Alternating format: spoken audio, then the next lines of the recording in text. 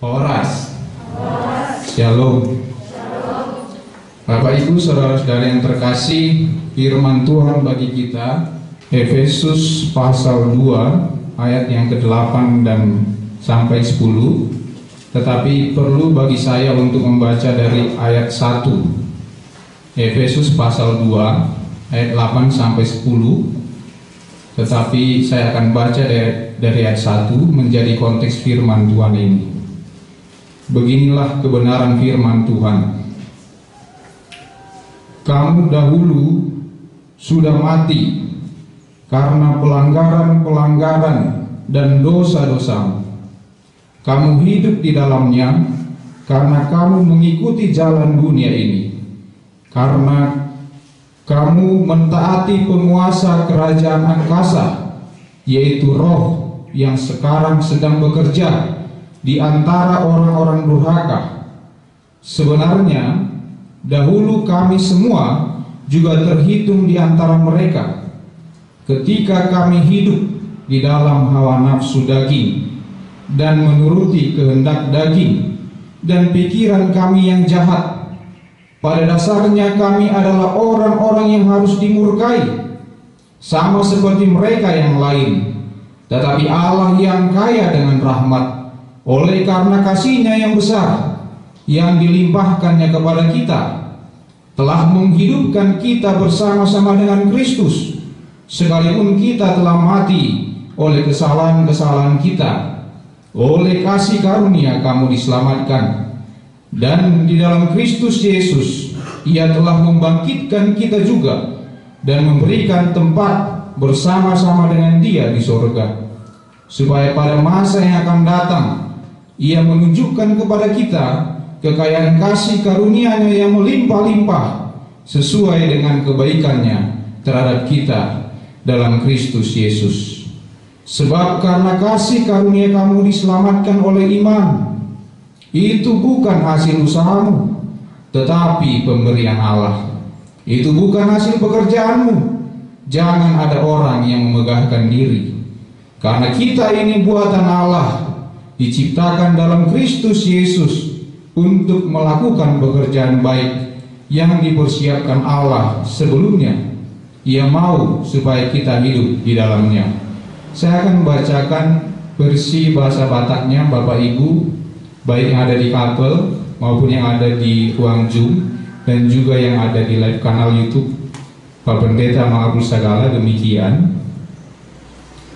Aisyana sini rohado ubahen nama luahamu dalam hapor seao jaladada binayamuna sileam leon ni debatado datung sian parulao ni asaunang adong nama muji diri ai jadi-jadian nalohita akan atinopa di bagasan Kristus Yesus asa marulaun nadinggan hita ai akaido di pature dewatahian asa tabaranya yoni ido sahatna. Demikian firman Tuhan. Bapak Ibu saudara-saudara yang terkasih, yang menjadi tema dari kebenaran firman Tuhan ini ialah diselamatkan oleh iman. Saudara-saudara yang terkasih, saya ingin mengawali pemberitaan firman Tuhan ini dengan satu pertanyaan yang sederhana, retorika begitu ya. Bukankah setiap agama di dunia ini mengajarkan kebaikan? Bukankah setiap agama mengajarkan perlunya melakukan kebaikan di dalam hidup kita? Maka jawabannya pasti ya, begitu ya. Dengan cepat bisa kita katakan, kita jawab, maka jawabannya iya. Tetapi kemudian timbul pertanyaan yang berikutnya, untuk apa kebaikan itu dilakukan? Tuahado ulau nadinggani taulao marparange nadinggan kita di bagasan ulut tuahadoi. Ini mungkin yang perlu kita pertanyakan, Bapak Ibu saudara-saudara yang terkasih. Oleh karenanya kita ingin bersama-sama menikmati bagaimana firman Tuhan pada minggu saat ini berbicara kepada kita seperti apa sebenarnya keselamatan ini. Salah satu hal yang paling penting di seluruh Alkitab yang dijelaskan bagaimana memperoleh keselamatan, bagaimana meraih keselamatan. Apakah agama-agama lain kita katakan begitu, harus kita bandingkan seperti itu untuk melihat apa sebenarnya keistimewaan dari ajaran Kristiani ini, keistimewaan dari ajaran Kristen itu sendiri. Bapak Ibu saudara-saudara yang terkasih, damang daina poddo nanang taberin marhite hatani bata ditikyo na berjolo ima. Kasih karunia Allah diterima dengan iman. Kasih karunia Allah diterima dengan iman. Ini yang kita lihat tadi begitu jelas dikatakan pada ayat yang ke-8 itu. Sebab karena kasih karunia kamu diselamatkan oleh iman. Itu bukan hasil usahamu, tetapi pemberian Allah. Di baluaru ita marhite aporsiaori dari sian paurulaute, bukan karena perbuatan kita. Maka pertanyaan kemudian, apa itu kasih karunia? Mengapa begitu penting kasih karunia ini? Asini rohani dibatai puasa tuh maseriko di bagasan gulutes ganubari. Apa sebenarnya kasih karunia ini? Maka sebenarnya kalau kita merujuk kepada bahasa aslinya, ini menjelaskan tentang anugerah, grace, yang sebenarnya dan sejatinya kita umat Tuhan tidak layak menerimanya. Kita tidak layak karena tadi konteksnya ini kita lihat. Kita harus perhatikan konteksnya ayat 1 sampai 3 itu. Begitu jelas. Kamu dahulu sudah mati karena pelanggaran-pelanggaran dan dosa-dosa. Dari ayat 1 saja sudah sangat jelas ya. Dahulu sudah mati karena pelanggaran dan dosa-dosa. Maka apa yang membuat kita layak menerima kasih karunia ini? Apa yang membuat kita menjadi dapat menerima anugerah ini? Kalau kita mengandalkan diri kita, maka kita akan menemukan titik buntu. Bukankah kasih Allah ditawarkan, diberikan kepada semua orang? Bukankah kasih Allah ini yang menjadi sangat penting, sangat perlu di dalam hidup kita? Kasih karunia Allah yang dinyatakan kepada setiap kita. Oleh karenanya dikatakan, kita harus terima dengan iman. Marhite aporsiauni boi tajalo haluaoni. Bapak Ibu saudara-saudara yang terkasih, adakah di antara kita yang mengatakan bahwa kita layak menerima kasih karunia Tuhan? Adakah di antara kita yang mencoba memikirkan bahwa dengan berbuat baik yang tadi saya katakan sebagai pengantar di awal khotbah ini, siapa yang tidak mengajarkan kebaikan? Saya rasa seluruh agama setuju bahwa kebaikan itu sangat penting. Tetapi apakah kebaikan-kebaikan, perbuatan-perbuatan baik dapat membawa kita kepada kehidupan yang kekal? Ini ingin kita lihat kemudian lebih jelasnya nanti. Saudara-saudara yang terkasih, dijelaskan lagi tadi di sini, itu bukan hasil usahamu, tetapi pemberian Allah, gift, hadiah. Hadiah terbesar yang kita miliki di dalam hidup ini, tidak ada yang bisa menggantikan itu, yaitu kasih karunia Allah. Maka bagaimana kita meresponinya? Bagaimana kita menanggapi kasih karunia Allah ini? Bapak Ibu saudara-saudara yang terkasih, apakah kita sudah sungguh-sungguh sadar sampai saat ini pun kita hidup di tengah-tengah situasi yang sulit saat ini? Ya, banyak orang yang begitu cepat meninggalkan dunia ini tanpa diduga-duga. Apa yang harus kita katakan? Bahwa hidup ini sementara. Parsatokinan dohabe ngului. Hidup ini bukan untuk kekal di dunia ini. Maka apa yang dapat kita lakukan? Maka apa yang dapat kita katakan? Maka apa yang dapat kita beritakan? Saudara-saudara yang terkasih, apakah kita menyadari kasih karunia Allah yang begitu besar ini? Apakah kita menyadari ya, hari demi hari kasih-Nya sendiri kita nikmati? Secara khusus di komunitas kita ini, bukankah juga kalau sampai saat ini kita bisa melakukan segala aktivitas kita sebagai seorang mahasiswa, sebagai seorang staf, sebagai seorang asisten dosen, atau apapun, sebagai dosen, perkuliahan, tugas yang dikerjakan, kesehatan yang dianugerahkan? Bukankah ini kasih karunia Allah? Lebih daripada itu sebenarnya Allah sendiri telah sediakan. Apakah bentuk kasih karunia ini? Supaya tidak abstrak, Allah mengutus anaknya yang tunggal, yaitu Tuhan Yesus Kristus. Ya, tadi saya sangat terberkati dengan nyanyian dari Koramari, ya, dari semua laki-laki itu ya.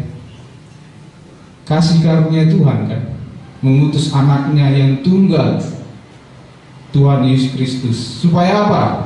Supaya setiap orang yang percaya kepadanya tidak binasa.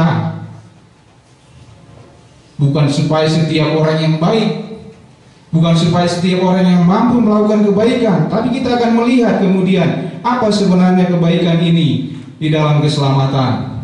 Kita akan lihat selanjutnya. Tapi poin pertama ini harus jelas bagi kita. Kasih karunia Allah diterima dengan iman. Marhitiha persiauni tajalo haluau nasian debata. Melalui iman percaya kita menerima keselamatan hidup kekal. Itu sebabnya tadi dikatakan kamu dahulu sudah mati, ya, tapi sekarang hidup. Dahulu sudah mati, ya, sebelah kiri, tetapi sekarang hidup. Saudara-saudara yang terkasih, siapa yang menghidupkan kita? Sekali lagi, adalah kematian Yesus Kristus di kayu salib. Maka poin yang kedua menjadi sangat penting bagi kita. Setelah kita memahami, menerima dengan iman percaya kita, apakah sudah sungguh-sungguh Bapak Ibu yang ada di kapel sudah sungguh-sungguh beriman kepada Tuhan Yesus Kristus sebagai Tuhan dan Juru Selamat? Secara khusus juga yang ada di live kanal YouTube, juga yang ada di ruang Zoom, ya. Mari bersama-sama kita koreksi diri kita introspeksi, apakah sudah sungguh-sungguh beriman. Maka kita boleh masuk kepada poin yang kedua ini. Kita boleh memahami mengapa ditegaskan oleh Rasul Paulus hal ini. Yang kedua ialah bukan usaha kita. Ayat 9 diperjelas lagi, ya. Bukan usaha kita. Itu bukan hasil pekerjaanmu. Jangan ada orang yang memegahkan diri. Jadi Rasul Paulus sedang mengantisipasi begitu jelas, bukan hanya pada saat ini, sampai sekarang, sampai seterusnya, supaya jangan ada orang yang berpikiran, memiliki konsep bahwa dia akan selamat dengan perbuatan baiknya, bahwa dia akan selamat dengan kebaikan-kebaikan yang dia lakukan. Itu diantisipasi dengan baik, dengan jelas dikatakan di sana. Itu bukan hasil pekerjaanmu. Jangan ada orang yang memegahkan diri. Sebenarnya bahasa aslinya ini, ya, menyombongkan diri, to boast, ya, menyombongkan diri. Ya. Saya jadi teringat jemaat Efesus ini, Bapak Ibu Saudara yang terkasih, dengan Wahyu 2 ayat 1 sampai 7 kalau tidak salah, ya. Jadi jemaat yang sama ini sebenarnya. Jadi mereka begitu giat secara eksternal, ya, melakukan segala perbuatan baik, mencela perbuatan-perbuatan penyesat itu sangat penting dan itu terus kita lakukan. Tetapi Allah mengatakan kamu harus kembali kepada kasihmu yang mula-mula, the first love. Kembali kepada kasih yang semula. Kenapa kasih yang semula? supaya jangan mereka pikir bahwa dengan upaya-upaya yang sedemikian mereka sedang menggantikan kasih Allah. Saudara-saudara yang terkasih, ini pun disampaikan kepada kita. Apa usaha yang dapat kita lakukan untuk memperoleh keselamatan? Adakah andil kita di dalam keselamatan? Adakah peran kita di dalam keselamatan? Maka jawabnya tidak ada sama sekali. Oleh karena itu, Bapak Ibu Saudara-saudara yang terkasih, jangan lagi ada di antara kita yang berpikiran atau yang bertindak seolah-olah keselamatan itu karena usaha kita. Jangan ada yang menyombongkan diri juga. Saudara-saudara yang terkasih, setelah kita menikmati bagian demi bagian ini, kita mengerti mengapa Rasul Paulus mengatakan ini begitu tegas kepada jemaat di Efesus. Bukan hanya pada mereka. Saya yakin dan percaya berita ini juga bagi kita, setiap orang yang percaya, supaya kita juga waspada, ya, berhati-hati dengan pemikiran-pemikiran sedemikian. Kalau demikian, tidak perlukah berbuat baik? Kalau demikian, untuk apa kita melakukan kebaikan? Ya udah, ekstrimnya orang akan katakan, sudi asiniro adon ngololau ibu sifat tulapoi kan, dangi kalongan sabor siaw to emak amang perditanami sudi asiniro itu ani deh alaitong keluar dua niate balak onom nih dilapoi keluar dia kartunya balak 6 katanya nggak tahu bet kan diundang talu molo so talu dahulu marang lagi tujuh guna sampai tali bana baru yang lagi mana tujuh guna dung habis sudah akan arongi ya atau emang padita nami mau lihat emang jamita munai alai odo dan alani hitai marodo nasi ya alani asinirwan itu deh. Tapi di dalam kehidupannya dia tidak menunjukkan iman yang dimilikinya. Ini yang harus kita waspadai juga. Maka perlu penting poin yang ketiga ini. Apa buah dari iman percaya kita itu? Apa respons dari iman percaya kita itu? Apa wujud nyatanya? Perlu membaca ayat 10 ini. Kita bersama-sama dulu, saya minta kita baca ayat 10 ini bersama-sama. Satu-satu. Bisa dapat semua ayat 10? Ya. Satu-satu ya.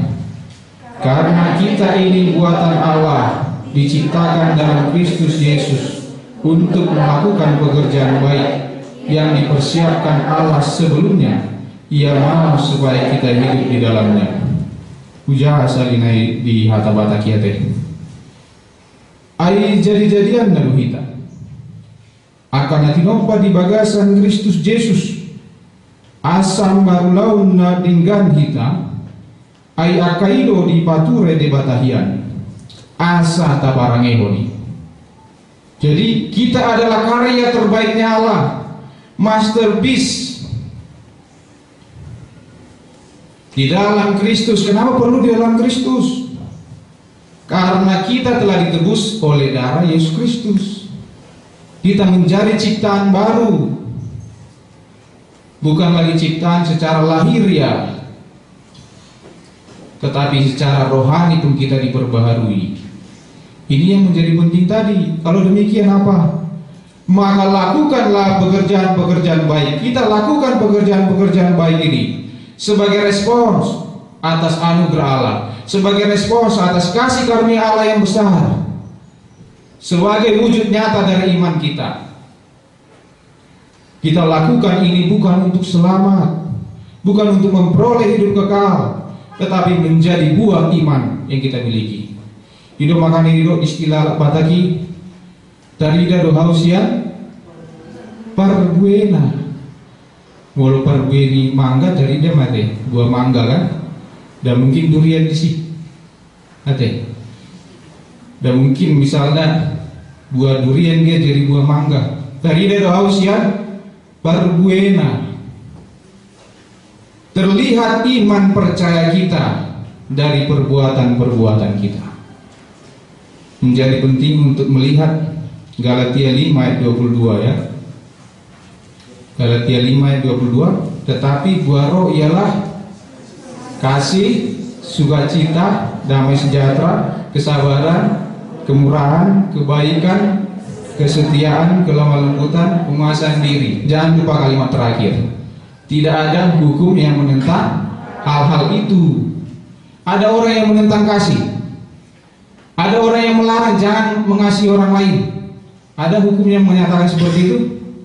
Ada hukum yang melarang jangan berbuat baik. Adakah? Saya tidak temukan ya. Kita tidak pernah temukan ada hukum yang melarang hal itu. Nah, kalau demikian, kita sudah menjadi orang-orang yang percaya. Kita sudah menjadi orang-orang yang beriman. Kita harus nyatakan di dalam buahnya. Nyatakanlah kasih kepada setiap orang. Karena apa? Karena tidak ada hukum yang menentang hal itu. Ya, nyatakanlah kebaikan, nyatakanlah kemurahan. Karena apa? Karena tidak ada hukum yang menentang hal itu. Karena dengan demikian kita akan menyatakan kasih Allah. Bukan hanya diri kita lagi, bukan hanya kita yang memiliki kasih karunia Tuhan, tetapi kita bagikan kepada orang lain. Kita bagikan sebagai bukti dari iman kita. Betapa indahnya Bapak Ibu saudara-saudara yang terkasih, baik yang ada di live kanal YouTube maupun yang ada di kabel dan di ruang Zoom, menjadi anak-anak Tuhan ini ya. Betapa indahnya. Kalau kita baca sebenarnya tadi ayat 4 itu ya, ini penegasan sebenarnya, ini konteksnya. Tetapi Allah yang kaya dengan rahmat, oleh karena kasih-Nya yang besar yang dilimpahkannya kepada kita, ayat 5, telah menghidupkan kita bersama-sama dengan Kristus, sekalipun kita telah mati oleh kesalahan-kesalahan kita, oleh kasih karunia kamu diselamatkan. Betapa indahnya. Walaupun kita mati nanti secara fisik, tetapi kita akan hidup. Hidup untuk apa? Hidup kekal selamanya. Sebelum itu sabar dulu. Masih banyak pekerjaan kita di dunia ini. Hati inang bosinaga. Ya, masih banyak pekerjaan yang harus kita lakukan. Ayat 10 tadi, pekerjaan-pekerjaan baik ini. Supaya apa? Supaya setiap orang menerima kasih karunia. Makanya menjadi menarik bagi saya mengingat ya buku ND 392. Saya tidak akan nyanyikan hal ini ya, saya akan bacakan bagi kita ya. Sai pasiat Tuhan Yesus tu bagasan rohani, sai mai ma Yesus bege panutuk nai, sai pasiat Tuhan Yesus jakoni tu rohani, nungatiki parasian sotunjolo salbui. Hari ini, saat ini adalah tiki parasian, waktu anugerah yang diberikan Allah kepada setiap kita. Mari dengan rendah hati kita menerima panggilannya.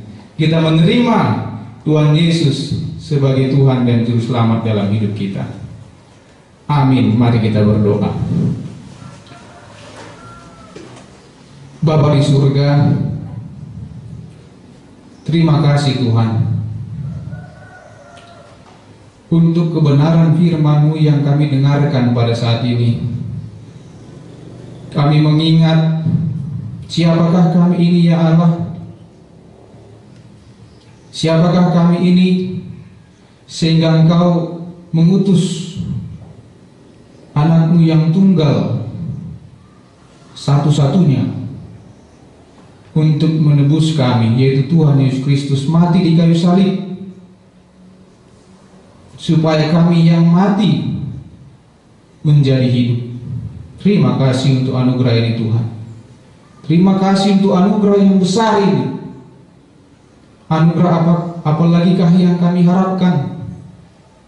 Kalau ini saja sudah melebihi setiap yang kami minta. Terima kasih Tuhan. Kami terus berdoa bagi setiap kami, baik yang ada di Kapel STT Trinity sebagai mahasiswa, sebagai staf, sebagai dosen, sebagai apapun. Kami kembali menikmati dijamah oleh Tuhan. Roh-Mu yang kudus bekerja di dalam hati kami, mengingatkan kami bahwa kami adalah orang-orang yang harus dimurkai dulunya, tetapi sekarang kami memperoleh hidup yang kekal itu ya Tuhan. Itu yang akan menggerakkan kami melakukan hal-hal yang baik sebagai mahasiswa, melakukan hal-hal yang terbaik sebagai staf, dosen, apapun bagian kami di tempat ini. Mengingatkan kami, itulah bukti iman yang kami miliki kepadamu. Tuhan, kami juga berdoa bagi setiap umat-Mu yang mendengarkan saat ini, bahkan yang akan mendengarkan di live kanal YouTube Bapak Pendeta Mengaku Sagala. Tuhan memberkati hidup mereka. Tuhan mengingatkan mereka hal yang sangat penting, yaitu keselamatan hidup kekal mereka harus pasti. Oleh karenanya Tuhan, kami akan menjadi umat-Mu yang sama-sama bersuka cita sebagai anak-anak Allah. Terima kasih Bapa.